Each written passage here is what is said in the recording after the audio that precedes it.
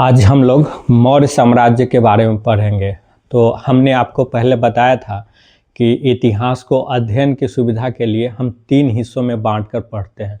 प्राचीन भारत का इतिहास, मध्यकालीन भारत का इतिहास और आधुनिक भारत का इतिहास। जो प्राचीन भारत का इतिहास है वो पाषाण काल से लेकर के लगभग 712 या 750 ईस्वी, कुछ भी मान लीजिए, वहाँ तक माना जाता है। 712 इसलिए माना जाता है क्योंकि 712 ईस्वी में भारत के ऊपर मोहम्मद बिन कासिम का हमला हुआ था, जो भारत पर किया गया पहला इस्लाम का हमला था। तो एक उसको डेडलाइन मान लिया गया है, या मोटे तौर पे 750 ईस्वी को माना जाता है। तो ये जो प्राचीन भारत का इतिहास है, अगर इस प्राचीन भारत के इतिहास के भीतर कोई एक चैप्टर जिससे प्रतियोगिता परीक्षा में सबसे अधिक प्रश्न पूछा जाता है, या आप कह सकते हैं कि प्राचीन भारत के इतिहास के किसी दूसरे चैप्टर से प्रश्न आए या नहीं आए, इस चैप्टर से जरूर आएगा, और उस चैप्टर का नाम है मौर्य साम्राज्य। तो आज हम मौर्य साम्राज्य के बारे में पढ़ेंगे, विस्तार से पढ़ेंगे, और इस चैप्टर के समाप्त होने के बाद मौर्य साम्राज्य से पूछा जाने वाला कोई भी प्रश्न आपका नहीं छूटेगा।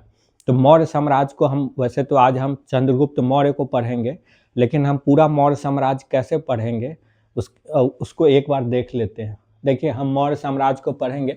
मौर्य साम्राज्य का जो कालखंड है वो 322 ईसा पूर्व से 185 ईसा पूर्व तक है। मौर्य साम्राज्य को हम पढ़ेंगे। पहले इनके राजनीतिक स्थिति क्या थी उस समय की, उसको पढ़ेंगे। वहाँ प्रशासन की व्यवस्था किस तरह की थी, उसको पढ़ेंगे। आर्थिक जीवन, लोगों के जीविकोपार्जन के लिए कौन कौन से साधन थे, सरकार उस समय की जो राजनीतिक व्यवस्था थी या जो राजा थे उसका उसमें क्या हस्तक्षेप होता था लोगों के आर्थिक जीवन में, उसको पढ़ेंगे। सामाजिक जीवन को देखेंगे, धार्मिक जीवन को देखेंगे, सांस्कृतिक जीवन को देखेंगे। और ये राजनीतिक जीवन में, राजनीति में जब हम आएंगे तो हम चंद्रगुप्त मौर्य को पढ़ेंगे, बिंदुसार को पढ़ेंगे, अशोक को पढ़ेंगे, और अशोक के बाद परवर्ती मौर्य को पढ़ेंगे। परवर्ती मौर्य का मतलब होता है सम्राट अशोक के बाद के मौर्य शासक, यानी वो मौर्य शासक जो आखिर के समय में हुए थे, उन्हीं को परवर्ती मौर्य कहा जाता है। तो अशोक के बाद के जो शासक हैं उसको हम पढ़ेंगे। लेकिन आज हम जो पहला जो शुरू कर रहे हैं वो हम शुरू कर रहे हैं चंद्रगुप्त मौर्य के साथ। हम देखते हैं चंद्रगुप्त मौर्य के प्रारंभिक जीवन को सबसे पहले देखेंगे। उसके बाद हम देखेंगे शासक बनने की, कब शासक बनता है और कैसे शासक बनता है चंद्रगुप्त मौर्य। फिर चंद्रगुप्त मौर्य की जो विजय नीति थी, या उसने अपने साम्राज्य का विस्तार कैसे किया, कैसे अलग अलग क्षेत्रों को जीतता गया, उसके लिए कौन सा युद्ध किया, उसको देखेंगे। फिर अपने जीवन में आखिर में आकर के चंद्रगुप्त मौर्य जैन धर्म को ग्रहण कर लेता है, और जैन धर्म ग्रहण करने के पश्चात वो अपने पुत्र के पक्ष में अपना राज सिंहासन त्याग कर देता है, और कर्नाटक के श्रवणबेलागोला में जा करके वो संलेखना पद्धति से अपने जीवन का अंत कर लेता है। तो इस पूरी प्रक्रिया को हम देखेंगे। आइए हम इसके प्रारंभिक जीवन के विषय में जानते हैं। देखिए, चंद्रगुप्त मौर्य जो कि मौर्य साम्राज्य का संस्थापक था, या आप कह सकते हैं मौर्य वंश का संस्थापक था। मौर्य वंश का संस्थापक था, और इसे भारत का पहला साम्राज्यवादी शासक माना जाता है। प्रथम साम्राज्यवादी शासक क्यों माना जाता है? क्योंकि ये पहला शासक था जिसने एक विशाल साम्राज्य की स्थापना की। हमने आपको पहले, जब हमने मगध वाला चैप्टर पढ़ाया था, तो उसमें हमने आपको पढ़ाया था कि मगध के एक साम्राज्य में बनने की प्रक्रिया बिंबिसार के शासन से शुरू होती है, लेकिन वो प्रक्रिया शुरू होती है। मगध वाकई में एक बड़े साम्राज्यवादी राज्य के रूप में, चंद्रगुप्त मौर्य के रूप में ही स्थापित होता है, और जिसका साम्राज्य आप देखेंगे पश्चिम में ईरान तक होता है, पूरब में बंगाल और उड़ीसा तक होता है, दक्षिण में कर्नाटक तक होता है, और उत्तर में कश्मीर तक होता है। तो इतने बड़े साम्राज्य के ऊपर कोई एक शासक भारत में पहली बार शासन कर रहा था, तो उसका नाम था चंद्रगुप्त मौर्य। इसीलिए चंद्रगुप्त मौर्य को पहला साम्राज्यवादी शासक कहा जाता है, और चंद्रगुप्त मौर्य ही मौर्य वंश का संस्थापक भी था। इसके प्रारंभिक जीवन के विषय में बहुत ज़्यादा जानकारी नहीं मिलती है। जो भी जानकारी मिलती है वो या तो ब्राह्मण धर्म ग्रंथ से मिलती है या फिर बौद्ध धर्म ग्रंथ से या जैन धर्म ग्रंथ से मिलती है। और कुछ बाद के कुछ साहित्यकार इतिहासकारों के द्वारा भी जानकारी मिलती है। इतिहासकारों ने अपने शोध और अध्ययन के आधार पे उसके बारे में कुछ जानकारी एकत्रित की, उससे भी जानकारी मिलती है। उन इतिहासकारों में या साहित्यकारों में भारत के भी है और यूरोपियन भी है, दोनों से है। तो प्रारंभिक जीवन के विषय में क्या जानकारी मिलती है? सबसे पहले हम इसके वर्ण व्यवस्था को जानते हैं, क्योंकि इतिहास में इसके वर्ण को लेकर के बहुत चिंता, वर्ण व्यवस्था नहीं कह सकते, इसका वर्ण मतलब चंद्रगुप्त मौर्य जो था वो किस वर्ण का था, इसको लेकर के एक विवाद है। तो जो ब्राह्मण धर्म ग्रंथ है वो चंद्रगुप्त मौर्य को शूद्र वर्ण का व्यक्ति बताता है। ब्राह्मण धर्म ग्रंथ चंद्रगुप्त मौर्य को शूद्र वर्ण का व्यक्ति बताता है। जबकि जो बौद्ध और जैन धर्म ग्रंथ है, बौद्ध और जैन धर्म ग्रंथ ये चंद्रगुप्त मौर्य को क्षत्रिय बताता है। ये क्या बताता है? चंद्रगुप्त मौर्य को क्षत्रिय वर्ण का व्यक्ति बताता है, क्षत्रिय वर्ण का व्यक्ति बताता है। तो ये तो साहित्यिक बात हो गई, जो कि ब्राह्मण धर्म ग्रंथ और जैन और बौद्ध धर्म ग्रंथ। इसके अलावा साहित्य में ही एक पुस्तक है जिसका नाम है मुद्रा राक्षस। मुद्रा राक्षस एक पुस्तक है, मुद्रा राक्षस, जिसके लेखक है विशाख दत्त। विशाख दत्त ने एक नाटक लिखा। दरअसल मुद्रा राक्षस क्या है? एक नाटक है। विशाख दत्त की ने एक नाटक की रचना लिखी है, उसका नाम है मुद्रा राक्षस। मुद्रा राक्षस जो विशाख दत्त की रचना है ये काफ़ी महत्वपूर्ण है, इस पे बार बार प्रश्न पूछा जाता है। तो विशाख दत्त ने जो मुद्रा राक्षस नामक साहित्य लिखा, इसमें चंद्रगुप्त मौर्य के लिए वृषल शब्द का प्रयोग किया गया है। इसमें चंद्रगुप्त मौर्य के लिए वृषल शब्द का प्रयोग किया गया है, किसमें? मुद्रा राक्षस नामक जो नाटक है उसमें। और वृषल शब्द का अर्थ होता है निम्न कुल में उत्पन्न व्यक्ति। निम्न कुल में उत्पन्न व्यक्ति, यानी इससे ये तात्पर्य पता चलता है विशाख दत्त के मुद्रा राक्षस से कि चंद्रगुप्त मौर्य कोई मतलब आप निम्न कुल मतलब समझ लीजिए कि अब ये जो शब्द है वो तो किताब में लिखी गई और इतिहास में पढ़ा जाता है, इसलिए ये अब इसका इस्तेमाल करना पड़ता है। लेकिन इसका सीधा तौर पे यही अर्थ निकलता है कि चंद्रगुप्त मौर्य शूद्र वर्ण में ही पैदा हुआ होगा। हालांकि बौद्ध और जैन ग्रंथ जो है उसे क्षत्रिय बताता है। इसके अलावा जो जस्टिन एक विद्वान है, जस्टिन विद्वान जब भारत के इतिहास का अध्ययन किया तब उन्होंने एक शासक की पहचान की जिसका नाम उन्होंने दिया सैंड्रोकोटस।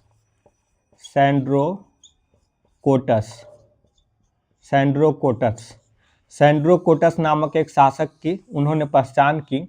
बाद में विलियम जोन्स, आप जानते हैं कि आप मॉडर्न इंडिया में पढ़ेंगे, विलियम जोन्स ने एशियाटिक सोसाइटी ऑफ बंगाल की स्थापना की थी जब भारत में ईस्ट इंडिया कंपनी का शासन था। उस वक्त विलियम जोन्स एक विद्वान थे, उन्होंने एशियाटिक सोसाइटी की ऑफ बंगाल की स्थापना की थी। ये विलियम जोन्स जो थे, इन्होंने ये सैंड्रोकोट्स, जिस शासक को जस्टिन ने सैंड्रोकोट्स का नाम दिया था, इस सैंड्रोकोट्स को पहली बार विलियम जोन्स ने ही चंद्रगुप्त मौर्य के रूप में पहचान किया। इसकी पहचान चंद्रगुप्त मौर्य के रूप में पहली बार विलियम जोन्स ने ही किया था। तो आपसे अगर प्रश्न पूछा जाएगा तो किस शासक ने चंद्रगुप्त मौर्य को सैंड्रोकोटस का नाम दिया था, तो ये इसका आंसर होगा जस्टिन। और किस शासक ने और किस विद्वान ने सैंड्रोकोटस की पहचान चंद्रगुप्त मौर्य से की थी, तो इसका आंसर होगा विलियम जोन्स। यानी चंद्रगुप्त मौर्य को सैंड्रोकोटस का नाम जस्टिन ने दिया था और जस्टिन ने जिस शासक को सैंड्रोकोटस का नाम दिया था उसी की पहचान विलियम जोन्स ने चंद्रगुप्त मौर्य के साथ की थी। तो ये तो हुआ इसका कुछ इसके पहचान को लेकर के। अब जो आगे जानकारी प्राप्त होती है बौद्ध ग्रंथ से, उससे ये जानकारी प्राप्त होती है कि चंद्रगुप्त मौर्य का जन्म चंद्रगुप्त मौर्य जो था वो मौर्य नगर के शासक के यहाँ पैदा हुआ था, मौर्य नगर के शासक के यहाँ। अब मौर्य नगर के यहाँ है, मौर्य नगर वर्तमान में उत्तर प्रदेश और नेपाल के बीच के सीमावर्ती क्षेत्र में है। वर्तमान में जो नेपाल का विराट नगर शहर है, उसी के पास में ये मौर्य नगर हुआ करता था। और इसका नाम ये मौर्य नगर, इस जगह जो मौर्य नगर था, यहीं का शासक था चंद्रगुप्त मौर्य का पिता। और ये जो मौर्य नगर ये क्यों था, क्योंकि यहाँ जो लोग रह रहे थे वो मोर का पालन करते थे, मोर पालते थे, मोर या मयूर पालते थे। और इसी मोर और मयूर के जो इनका अतीत था, उसी के आधार पे आगे चल के मौर्य शब्द की उत्पत्ति हुई। मौर्य कौन थे? मौर्य यानी मोर पालने वाले लोगों के समूह थे, उन्हीं को मौर्य कहा जाता था। और इसी पे आगे मौर्य शब्द, मौर्य नगर से ही जो मोर पालक थे उनका जो शहर था मौर्य नगर, उसी से मौर्य शब्द निकल करके आया। तो मौर्य नगर के शासक थे चंद्रगुप्त मौर्य के पिता। लेकिन एक युद्ध में चंद्रगुप्त मौर्य के पिता की हत्या हो जाती है। युद्ध के पश्चात चंद्रगुप्त मौर्य के जो मामा थे वो चंद्रगुप्त मौर्य की माता और चंद्रगुप्त मौर्य दोनों को युद्ध में चंद्रगुप्त मौर्य की मौत हो जाती है। उसके बाद चंद्रगुप्त मौर्य के जो माँ होती है उसको चंद्रगुप्त मौर्य के मामा उसके पाटलिपुत्र में पहुंचा देते हैं। तो जब पाटलिपुत्र आ जाती है तो यहीं पे पाटलिपुत्र में ही चंद्रगुप्त मौर्य का जन्म होता है। चंद्रगुप्त मौर्य का जन्म होता है, पाटलिपुत्र में ही चंद्रगुप्त मौर्य का जन्म होता है। और ये पहले एक गोपालक के पास इसका पालन पोषण होता है, फिर बाद में जाकर के एक शिकारी के हाथों इसकी विक्रय हो जाती है। और जब ये शिकारी के यहाँ रहता है तो वहीं पे वो उसके यहाँ इसका पालन पोषण होता है। और एक दिन क्या होता है कि ये बच्चों का झुंड बना करके खेल खेलता रहता है और उस खेल में ये अच्छा प्रदर्शन करता है। तो एक खेल ये खेल रहा होता है जिस खेल का नाम है राजकिलम। राजकिलम यह भी एग्जाम में पूछा जाता है, राजकिलम। तो राजकिलम का खेल ये खेल रहा था एक दिन। उसमें क्या था कि ये खुद एक सिंहासन टाइप के चीज़ पे बैठा हुआ था, बाकी इसके जो साथी थे वो नीचे बैठे हुए थे। और कुछ उसमें ऐसा लग रहा था कि कोई बड़ा न्यायाधीश या राजा कुछ लोगों को कुछ आदेश दे रहा हो। तो इतिहास में ये बताया जाता है कि वही रास्ते से आपको चाणक्य जिसको कौटिल्य के नाम से जाना जाता है, तो वो चाणक्य उसी रास्ते से गुजर रहा था और चाणक्य की नज़र पड़ी चंद्रगुप्त मौर्य के ऊपर। और चंद्रगुप्त मौर्य ने जब चाणक्य ने जब चंद्रगुप्त मौर्य के जो क्रियाकलाप थे उसको देखा, तो इतिहास में ऐसा बताया जाता है कि चाणक्य को लगा कि ये बहुत ही प्रतिभाशाली बच्चा है। और उसके बाद चाणक्य जो है चंद्रगुप्त मौर्य को अपने साथ ले जाता है तक्षशिला। कहाँ ले जाता है? तक्षशिला, जो वर्तमान में पाकिस्तान में है, तक्षशिला ले जाता है। और आप जानते हैं कि तक्षशिला का जो प्रसिद्ध विश्वविद्यालय होता है उसी में चाणक्य वहीं का आचार्य होता है।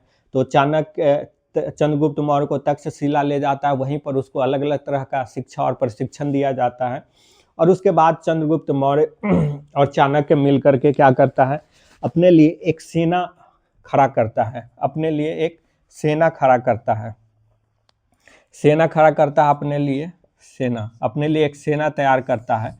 और इतिहास में ये बताया जाता है कि चूंकि जो चाणक्य था वो पहले जो मौर्य वंश से पहले मगध पे नंद वंश का शासन था, तो नंद वंश के ही दरबारी ये पुरोहित था। और एक दिन नंद वंश के जो अंतिम शासक होते हैं घनानंद, उसके द्वारा इसको अपमानित किया जाता है, बेइज्जत किया जाता है। उसके बाद ही वो उसके दरबार से निकल जाता है। और इतिहास में ऐसा बताया जाता है कि वो नंद वंश को समाप्त कर देने का एक प्रतिज्ञा लेता है। तो ये चूंकि चाणक्य पहले से ही एक राजनीति उसके दिमाग में चल रही थी, उसके अकॉर्डिंग उसने चंद्रगुप्त मौर्य को तैयार किया। उसने एक वहाँ पश्चिमोत्तर भारत में वहाँ पे एक सेना खड़ा किया। चूंकि इसकी सेना में कई तरह के लोग थे, उसमें कुछ बताया जाता है बदमाश किस्म के या चोर अपराधी किस्म के भी कुछ युवा थे जिसको इसने अपनी सेना में शामिल कर लिया था। तो इसीलिए इसकी जस्टिन जो विद्वान है उसने चंद्रगुप्त मौर्य की जो सेना थी उसको डाकुओं का गिरोह कहा है। डाकुओं का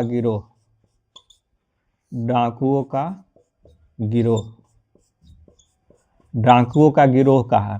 चंद्रगुप्त मौर्य की सेना को इसीलिए जस्टिन ने डाकुओं का गिरोह कहा। तो ये आपको याद रखना है कि किस विद्वान ने चंद्रगुप्त मौर्य की सेना को डाकुओं का गिरोह किया, बैंड ऑफ रॉबर्स, तो वे जस्टिन महोदय थे।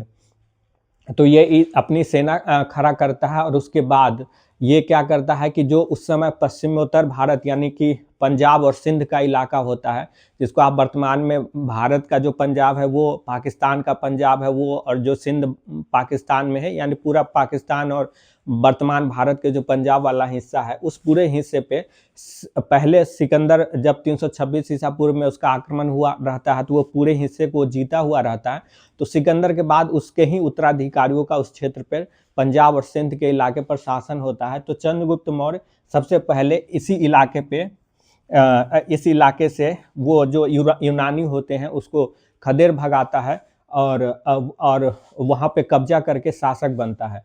तो वो 322 ईसा पूर्व में 322 ईसा पूर्व में चंद्रगुप्त मौर्य शासक बनता है, 322 ईसा पूर्व में। हालांकि इस बात को लेकर के विद्वानों में मतभेद है कि चंद्रगुप्त मौर्य ने पहले पश्चिम भारत यानी पंजाब और सिंध को जीता या पहले वो मगध को जीता। तो इसमें एक छोटी सी कहानी है। वो कहा जाता है कि चंद्रगुप्त मौर्य ने सबसे पहले मगध पर ही आक्रमण किया था, लेकिन उस मगध पे जो वो आक्रमण किया नंद वंश के ऊपर, तो उसमें वो पराजित हुआ और उसको अपने भेष बदल करके भागना पड़ा था। जब वो भेष बदल करके जा रहा था, रात को एक घर में वो गया जहाँ ठहरा था तो खाने के लिए। तो वहाँ पे क्या हुआ कि बताया जाता है कि ऐसा इतिहासकार बताते हैं, कुछ चीज़ें तो कहानी है ही, तो वो बताते हैं कि जब वो वहाँ रहता है तो वो जो महिला होती है वो अपने बेटे को एक रोटी फूला हुआ एक रोटी देती है खाने के लिए। और चूँकि रोटी फूला होता है और वो जो लड़का होता है उसके बीच से उंगली लगा देता है जिससे भाप से उसकी उंगली पक जाती है।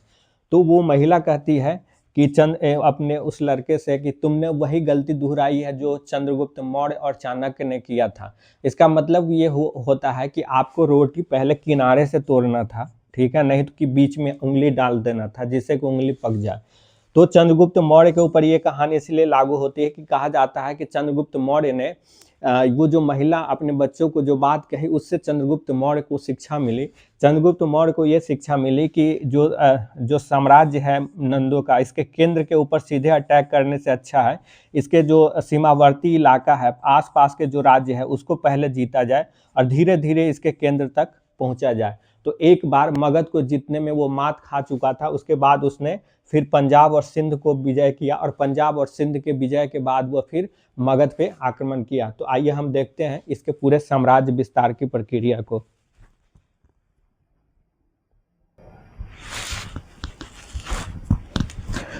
साम्राज्य विस्तार के अंतर्गत सबसे पहले चंद्रगुप्त मौर्य और चाणक्य पंजाब और सिंध के इलाके को जीतता है और पंजाब और सिंध पर अपना अधिकार स्थापित करता है। उसके बाद वो मगध पे आक्रमण करता है और इस समय मगध का शासक नंद वंश का शासक घनानंद होता है। वो घनानंद को पराजित करता है और घनानंद को पराजित करके मगध पर विजय हासिल कर लेता है। उसके बाद चंद्रगुप्त मौर्य का युद्ध होता है सेल्यूकस निकेटर के साथ। सेल्यूकस निकेटर के साथ चंद्रगुप्त मौर्य का युद्ध होता है। सेल्यूकस निकेटर आप जानते हैं कि सिकंदर की मृत्यु के पश्चात क्या होता है कि इसके अलग अलग जो पूरा सिकंदर का साम्राज्य होता है वो कई हिस्सों में बढ़ता है। उसके अलग अलग उसके उत्तराधिकारी जो होते हैं उसके जो अपने अधीनस्थ शासक गवर्नर रहते हैं उनका अधिकार होता है। तो जो भारतीय क्षेत्र होता है उस पर जिसका अधिकार जो जिसके हिस्से आता है उसका नाम होता है सेल्यूकस निकेटर। यह सेल्यूकस निकेटर भारतीय क्षेत्र पर सिकंदर का उत्तराधिकारी होता है। तो सिकंदर के उत्तराधिकारी के रूप में ये पंजाब और सिंध को फिर से अपने कब्जे में करने के लिए आगे बढ़ता है। ये पंजाब और सिंध जिस पे अब चंद्रगुप्त मौर्य का कब्जा हो चुका है, इसको वापस चंद्रगुप्त मौर्य से छीनने के लिए सेल्यूकस निकेटर आगे बढ़ता है। और सेल्यूकस निकेटर और चंद्रगुप्त मौर्य के बीच कोई युद्ध होता है या नहीं, इसके बारे में कोई स्पष्ट उल्लेख नहीं मिलता। सिर्फ एक विद्वान है एपियानस एपियानस एक विद्वान है, सिर्फ यही इस बात को बताता है कि चंद्रगुप्त मौर्य और सेल्यूकस निकेटर के बीच युद्ध हुआ, बाकी कोई युद्ध का जिक्र नहीं करता है। इतना जरूर है कि इस क्षेत्र पे कब्जा करने के लिए सेल्यूकस निकेटर यूनान से भारत आता है, लेकिन युद्ध होता है सेल्यूकस निकेटर और चंद्रगुप्त मौर्य के बीच, इसका उल्लेख सिर्फ एपियानस नामक विद्वान करता है। और इसके अनुसार 305 ईसा पूर्व में 305 ईसा पूर्व में 305 ईसा पूर्व में चंद्रगुप्त मौर्य और सेल्यूकस निकेटर के बीच एक युद्ध होता है। इस युद्ध में सेल्यूकस निकेटर पराजित होता है। इस युद्ध में सेल्यूकस निकेटर पराजित होता है और इसके बाद सेल्यूकस निकेटर और चंद्रगुप्त मौर्य के बीच एक संधि हो जाती है, एक समझौता हो जाता है। उस समझौते के अनुसार सेल्यूकस निकेटर अपनी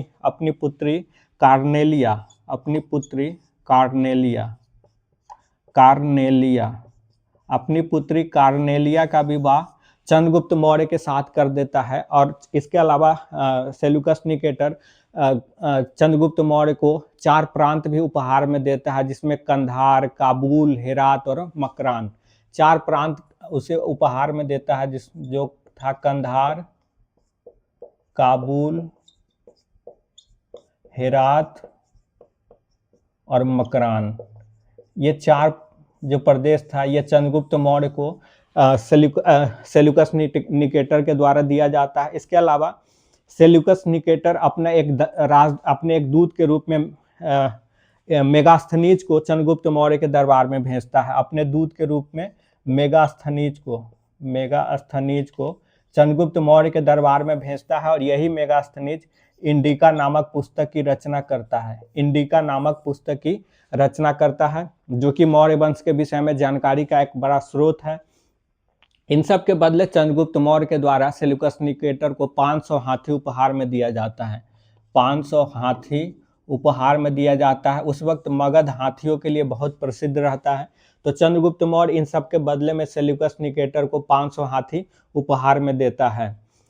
पश्चिम विजय का भी जिक्र मिलता है। पश्चिम में चंद्रगुप्त मौर्य के द्वारा गुजरात और महाराष्ट्र की विजय की जाती है। गुजरात और महाराष्ट्र का जो विजय है इसका उल्लेख रुद्रदामन के जूनागढ़ अभिलेख या गिरनार अभिलेख से इसकी जानकारी प्राप्त होती है। गिरनार अभिलेख रुद्रदामन का है ये गिरनार अभिलेख।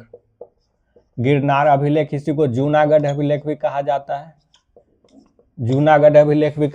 तो ये रुद्रदामन के जूनागढ़ या गिरनार अभिलेख से गुजरात पर चंद्रगुप्त मौर्य के विजय की जानकारी मिलती है, क्योंकि इस अभिलेख से ये जानकारी मिलती है कि चंद्रगुप्त मौर्य ने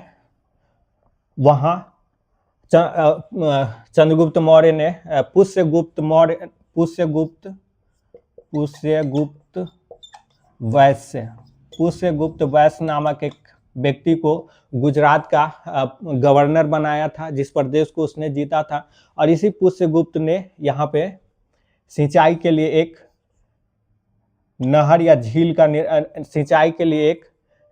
निर्माण करवाया था। इसने पुष्यगुप्त वैश्य ने ही सिंचाई के लिए एक झील का निर्माण करवाया था। इसके अलावा जो सुपारा से, जो वर्तमान में महाराष्ट्र में है सुपारा, वहाँ से अशोक का अभिलेख प्राप्त होता है। उससे भी ये जानकारी प्राप्त होती है कि पश्चिम विजय में गुजरात और महाराष्ट्र को चंद्रगुप्त मौर्य ने जीता था। इसके अलावा चंद्रगुप्त मौर्य ने बंगाल को भी जीता था और उसके बंगाल विजय की जानकारी महास्थान अभिलेख से प्राप्त होती है। महास्थान अभिलेख से उसके बंगाल विजय की जानकारी प्राप्त होती है। दक्षिण में उसने कर्नाटक को भी जीता था और कर्नाटक के उसके विजय की जानकारी अशोक के ही कई अभिलेख जैसे ब्रह्मगिरी अभिलेख, सिद्धपुर अभिलेख, मास्की अभिलेख, इन सब अभिलेखों से जानकारी प्राप्त होती है। तो चंद्रगुप्त मौर्य ने इस तरह आप देखेंगे तो पंजाब मतलब उत्तर में कश्मीर से लेकर के नीचे कर्नाटक तक, और इधर आप पश्चिम में देखें तो ईरान से लेकर के पूरब में बंगाल और उड़ीसा बंगाल तक का क्षेत्र जो है वो चंद्रगुप्त मौर्य के अधीन आ चुका था। इतने विशाल साम्राज्य पर चंद्रगुप्त मौर्य ने अपना अधिकार स्थापित किया था। इसके बाद चंद्रगुप्त मौर्य अपने जीवन के आखिर में जैन धर्म को अपना लेता है। चंद्रगुप्त मौर्य अपने जीवन के आखिर में आकर के एक जैन गुरु होते हैं भद्रबाहु, एक जैन गुरु होते हैं भद्रबाहु। भद्रबाहु को अपना गुरु मानता है चंद्रगुप्त मौर्य, और वो जैन धर्म को अपना लेता है, जैन धर्म को अपना लेता है, जैन धर्म को अपना लेता है। और जैन धर्म को पढ़ाते हुए हमने आपको बताया था कि जैन धर्म के भीतर एक पद्धति थी सल्लेखना, जिसको कहा जाता है सल्लेखना, सल्लेखना पद्धति थी, जिसमें कठोर उपवास के द्वारा अपने जीवन को समाप्त कर देने की एक पद्धति थी वो सल्लेखना, जिसमें जैन लोग कठोर उपवास के द्वारा अपने जीवन को खुद ही समाप्त कर लेते थे। तो इस सल्लेखना पद्धति से ही चंद्रगुप्त मौर्य ने अपने जीवन को समाप्त कर लिया, और इस तरह 298 ईसा पूर्व में चंद्रगुप्त मौर्य की मृत्यु हो जाती है। और चंद्रगुप्त मौर्य जैन धर्म अपना लेता है। जैन धर्म अपनाने के बाद वो अपने पुत्र बिंदुसार के पक्ष में राज त्याग देता है। राज त्याग करके वो दक्षिण भारत में चला जाता है। दक्षिण भारत के मैसूर के पास श्रवण बेलागोला नामक जगह है। श्रवण बेलागोला